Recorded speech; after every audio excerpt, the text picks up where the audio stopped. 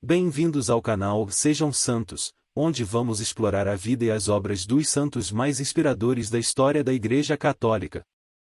Nós vamos compartilhar suas histórias, seus ensinamentos e seus exemplos de virtudes, esperando que possam nos inspirar a viver de acordo com os ensinamentos de Cristo. Então, se você quer aprender mais sobre esses santos e descobrir como suas vidas podem ser caminhos que nos levam a Jesus Cristo para nós hoje, inscreva-se no nosso canal e deixe o seu like. Inscreva-se hoje mesmo, divulgue nosso canal a seus amigos e comunidades e nos ajude o nosso canal para que possamos alcançar mais pessoas na divulgação a conhecer mais a vida dos santos. Onde a santidade é uma jornada diária. Faça parte dessa comunidade de busca pela santidade.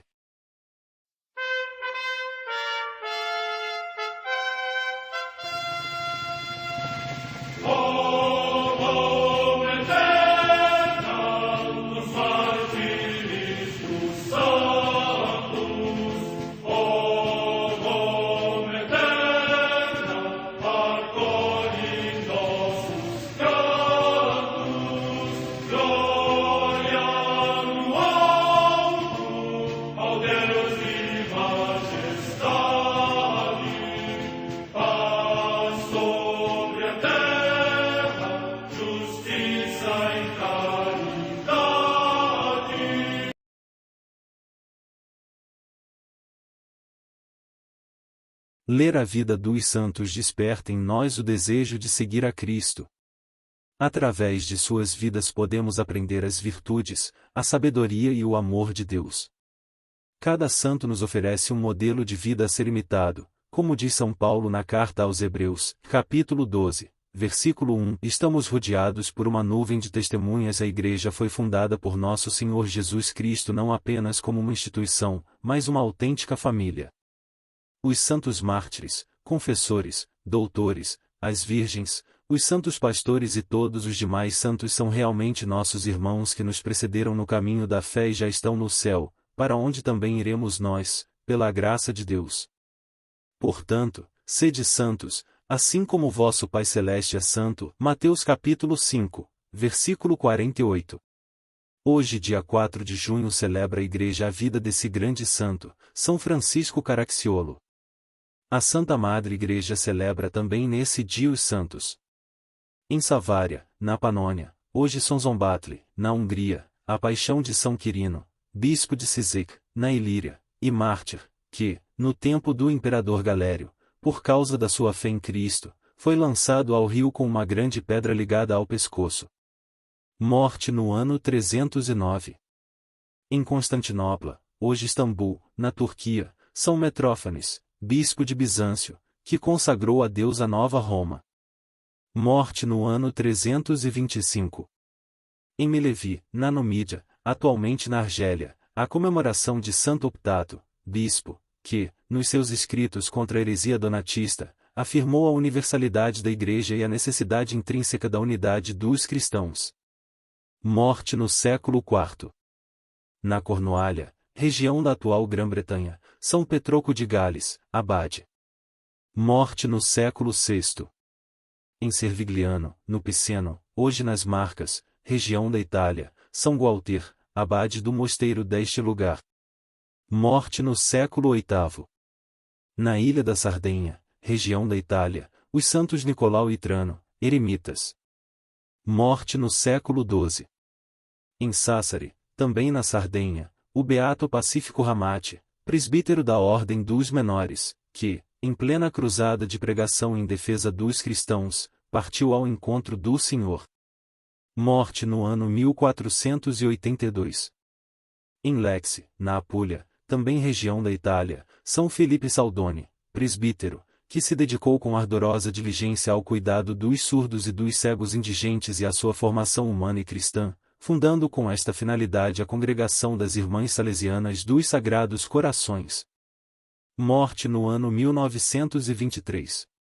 Perto de Munique, cidade da Baviera, na Alemanha, os beatos Antônio Zawistowski, presbítero, e Stanisław Starowejski, mártires, que, durante a guerra, depois de cruéis tormentos suportados no campo de concentração de Dachau, morreram por Cristo. Morte no ano 1942. Em Mortara, na Lombardia, região da Itália, o beato Francisco Pianzola, presbítero da Diocese de Vigevano, fundador da Congregação das Irmãs Missionárias da Imaculada Rainha da Paz. Morte no ano 1943. Vida de São Francisco Caracciolo, o Santo da Eucaristia. Sacerdote que, movido por admirável caridade para com Deus e o próximo, fundou a Congregação dos Clérigos Menores Regulares. Não é por acaso que Francisco Caracciolo é chamado de o Santo da Eucaristia. Primeiros anos de vida. Ele nasceu em 13 de outubro de 1563, em Vila Santa Maria, Chieti, da nobre e rica família Caracciolo. Seu amor por Jesus, pão da vida, e pela Virgem Maria nasceu muito cedo, juntamente com a sua vocação. Ele morava com sua nobre e rica família na Vila Santa Maria. Desde a infância, costumava usar o escapulário, assim como recitava o rosário e jejuava todos os sábados. Vocação a partir de um milagre. Aos 22 anos, ele foi atingido por uma doença grave, chamada de elefantíase, que o desfigurou por todo o corpo. Então, ele jura renunciar às riquezas terrenas para sempre em troca de cura. O seu pedido foi atendido. 2 anos depois, foi ordenado sacerdote e ficou conhecido por algumas supostas curas entre os doentes nos hospitais onde exerce seu ministério, bem como nas prisões. Sempre entre os últimos excluídos, logo ele pede para fazer parte da Companhia dos Brancos, que em Nápoles serve os prisioneiros no corredor da morte condenados no Hospício dos Incuráveis. Estamos em 1588. Nasce um novo carisma. Um dia ele recebeu uma carta de um nobre genovês, Dom Agostino Adorno, e do abade de Santa Maria Maior, em Nápoles, Fabrício Caracciolo. Na realidade, é dirigida a um religioso de mesmo nome que faz parte de sua própria congregação, mas é entregue a ele, que a acolhe como sinal da providência. Será graças a esse equívoco que Ascânio, juntamente com os 2 personagens mencionados, se encontra com os camaldulenses e escreve a constituição de um novo instituto do qual é cofundador. É ele quem propõe acrescentar aos 3 votos de pobreza, castidade e obediência, um 4º voto que nos obriga a rejeitar qualquer ofício eclesiástico. Quando o novo instituto é reconhecido, Ascânio muda seu nome para Francisco. Obrigado a ser autoridade. Em 1589, Francisco foi para a Espanha com Adorno, que queria expandir o novo instituto lá. A viagem, no entanto, não dá certo. Depois de um ano, eles voltam para casa, Francisco fica doente, Adorno morre. Em 1591, Francisco foi eleito presbítero-geral perpétuo, cargo que teve de aceitar para cumprir o voto de obediência, mas não mudou o seu modo de viver a penitência, o jejum ou mesmo o hábito de realizar os trabalhos mais humildes. Ele retorna à Espanha 3 anos depois, mas, em Madrid, o rei Filipe II ameaça de fechar o Hospital dos Italianos, onde cuida dos cuidados e assistência aos doentes. Só em 1601, eleito mestre de noviços, poderá fundar uma casa em Valladolid, demonstrando grande capacidade de discernimento entre os jovens, prevendo a uns a vocação para a vida religiosa, a outros até a apostasia. Em 1607, foi finalmente dispensado de qualquer cargo e dedicou-se apenas à oração. Características do santo: caçador de almas, pai dos pobres, mas também homem de bronze. Esses são os 3 apelidos com que Francisco era conhecido, que refletem perfeitamente as 3 faces de seu ministério. Não deixa de visitar os doentes e de assistir aos moribundos. No hospital, dedica-se com vigor aos trabalhos mais humildes, como arrumar as camas, limpar os quartos, remendar as roupas dos doentes. Ele também está sempre pronto para arrecadar esmolas para prover a educação das meninas. Ele traz tudo o que tem para os pobres, literalmente tirando o pão da boca, muitas vezes, jejuando e dando as roupas que todos os irmãos descartam.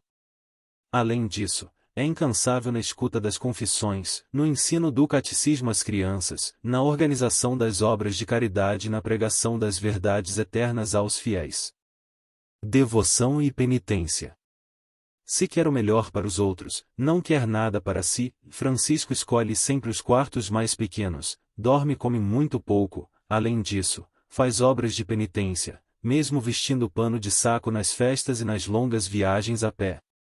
Mas, sobretudo, promove o culto da Eucaristia, estabelecendo que os alunos da ordem se revezam na adoração ao Santíssimo Sacramento. Ele não se cansa de exortar também outros sacerdotes a essa prática, expondo o Santíssimo Sacramento em todos os primeiros domingos do mês. Morte. Durante a peregrinação à Santa Casa de Loreto, acabou falecendo em 4 de junho de 1608, depois de invocar os santos Miguel, José e Francisco de Assis. Foi canonizado por Pio VII em 1807. Suas palavras ainda ressoam atualmente, assim como seu pensamento: sangue precioso do meu Jesus, vós sois meu. Convosco e por meio de vós espero salvar-me.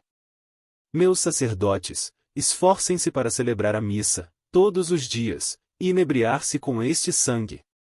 A minha oração. Ó grande propagador da Eucaristia, ensina-nos a viver como adoradores, para que, assim, cresça o nosso amor a Jesus e aos mais necessitados.